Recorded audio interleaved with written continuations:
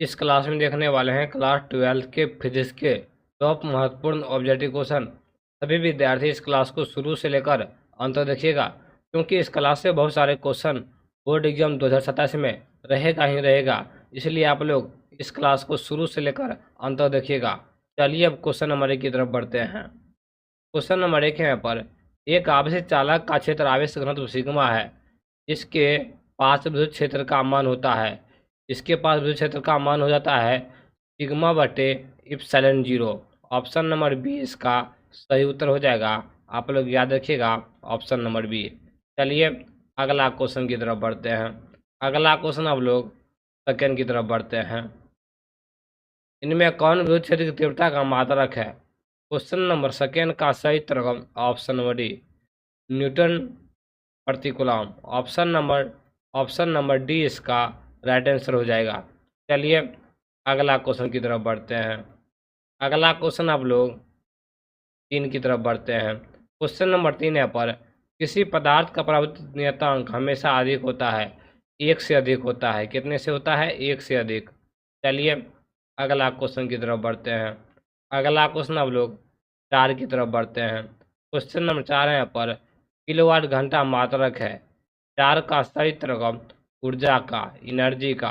Option number B. चलिए अगला question की तरफ बढ़ते हैं।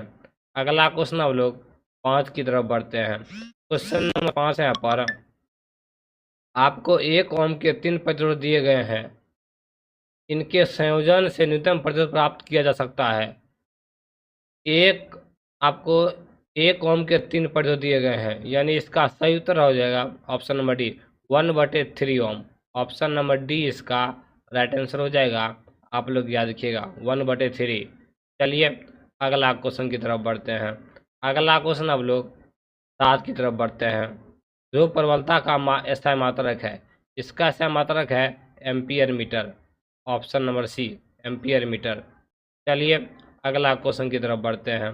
अगला क्वेश्चन 8 है पर, चुंबकशीलता की बीमा है। चुंबकशीलता की बीमा है option number B, mL/2 I/2। Option number जो है बी इसका राइट आंसर हो जाएगा।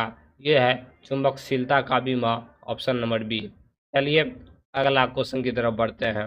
अगला क्वेश्चन आप लोग, चलिए अगला क्वेश्चन 9 है यहाँ पर, एक वृत्तीय धारा लूप का चुंबकीय द्विध्रुव आघूर्ण m है। यदि धारा लूप की त्रिज्या आधी कर दी जाए तो चुंबकीय आघूर्ण, आधी करने के बाद चुंबकीय आघूर्ण जो है m/4 हो जाता है। m/4 आप लोग ऑप्शन नंबर सी याद रखिएगा, ऑप्शन नंबर सी। चलिए अगला क्वेश्चन की तरफ बढ़ते हैं। अगला क्वेश्चन आप लोग 10 की तरफ बढ़ते हैं। क्वेश्चन नंबर 10 यहाँ पर, तांबा है। ये तांबा जो है ये प्रतिचुंबकीय पदार्थ है। ऑप्शन नंबर ए। चलिए अगला क्वेश्चन की तरफ बढ़ते हैं। अगला क्वेश्चन आप लोग 11 की तरफ बढ़ते हैं। क्वेश्चन नंबर 11 यहाँ पर, डायनेमो का सिद्धांत आधारित है।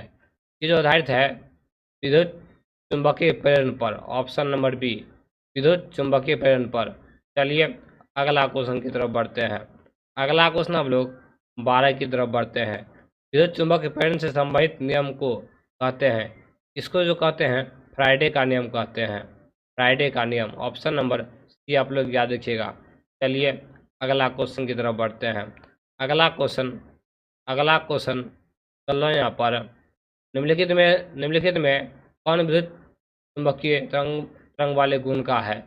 इसका सही उत्तर गामा किरणें। गामा किरणें है विद्युत चुंबकीय तरंग वाले गुण का है। ऑप्शन नंबर सी, गामा किरणें। चलिए अगला क्वेश्चन की तरफ बढ़ते हैं। अगला क्वेश्चन आप लोग 17 की तरफ बढ़ते हैं। क्वेश्चन 17 यहाँ पर, निम्नलिखित में कौन सी विद्युत चुंबकीय तरंग नहीं है? इसका सही उत्तर अल्फा किरणें। अल्फा किरणें जो है विद्युत चुंबकीय तरंग नहीं है। ऑप्शन नंबर ए। चलिए अगला क्वेश्चन की तरफ बढ़ते हैं। अगला क्वेश्चन 18 यहाँ पर, जब प्रकाश कण में प्रवेश करते हैं तो इसका तरंग दैर्ध्य जो घटता है, क्या होता है? घटता है। ऑप्शन नंबर ए। चलिए अगला क्वेश्चन की तरफ बढ़ते हैं। अगला क्वेश्चन 19 यहाँ पर, मृग मरीचिका का कारण है। इसका सही उत्तर पूर्ण आंतरिक परावर्तन। ऑप्शन नंबर ए इसका राइट आंसर हो जाएगा। चलिए अगला क्वेश्चन की तरफ बढ़ते हैं। अगला क्वेश्चन 21 यहाँ पर, यदि समान फोकस दूरी के दो अभिसारी लेंस एक दूसरे के संपर्क में रखें तब संयोजन की फोकस दूरी हो जाएगी F/2 हो जाएगी। आप लोग याद रखिएगा F/2। ऑप्शन नंबर सी आप लोग याद रखिएगा। चलिए अगला क्वेश्चन की तरफ बढ़ते हैं।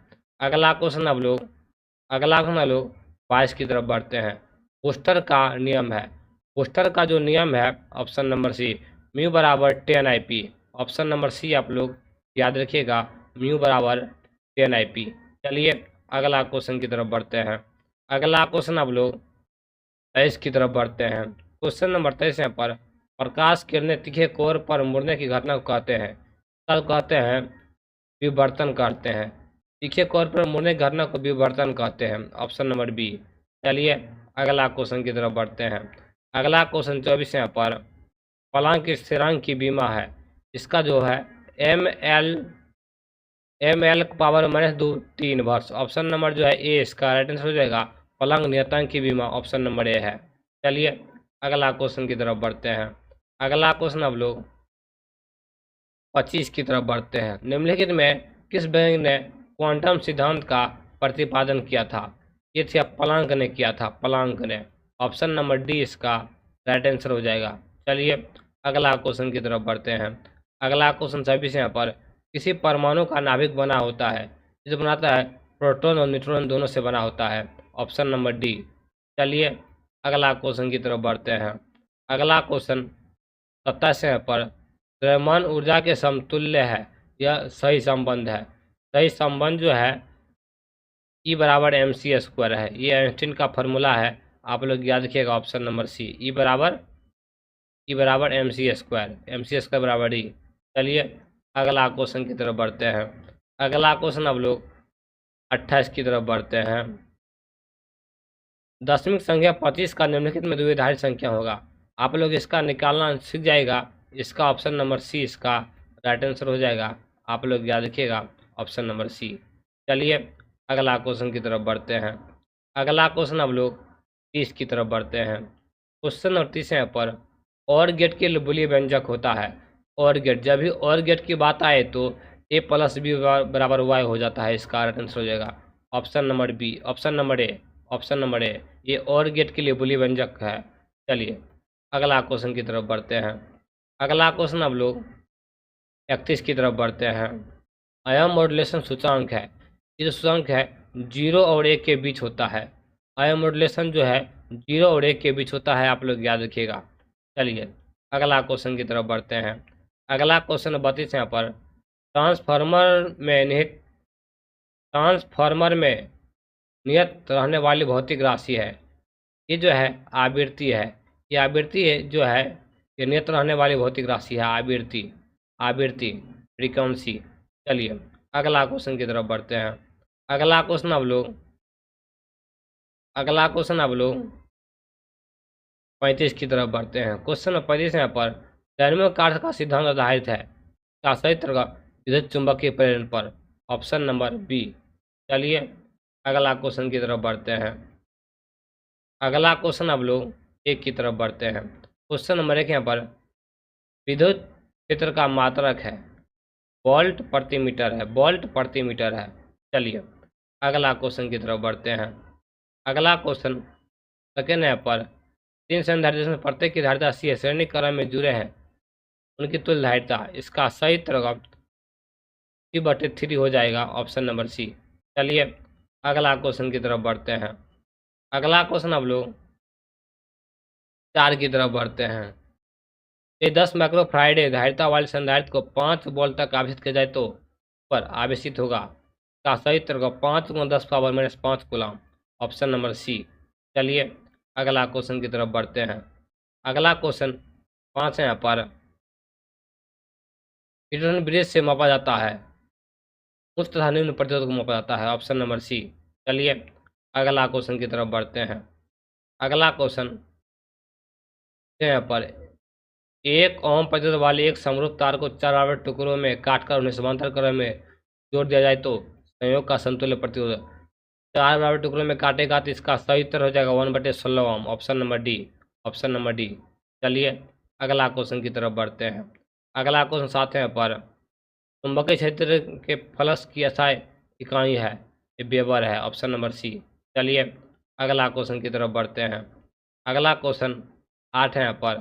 किसी लंबे से धारावाही तार से प्रवाहित विद्युत धारा क्या होगी यदि धारा से 10 सेंटीमीटर की दूरी पर उत्पन्न चुंबकीय क्षेत्र 2 mt हो, 2 मिली टेस्ला हो, तो इसका सही उत्तर होगा 1000 एम्पियर, ऑप्शन नंबर बी।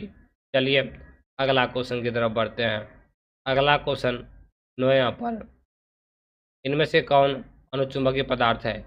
इसका सही उत्तर होगा अनुचुंबकीय पदार्थ, इनमें से सभी इसका सही उत्तर हो जाएगा। तो तरफ गैस, ऑप्शन नंबर डी। चलिए अगला क्वेश्चन की तरफ बढ़ते हैं। अगला क्वेश्चन 10 यहाँ पर। तो प्रत्यय कैसा है मात्रक जो है ये हेनरी हो जाएगा। इसी तरह का रोज क्लास पाने के लिए हमें फॉलो करें। क्लास कैसा लगा आप लोग कमेंट करके बताइएगा। चलिए धन्यवाद।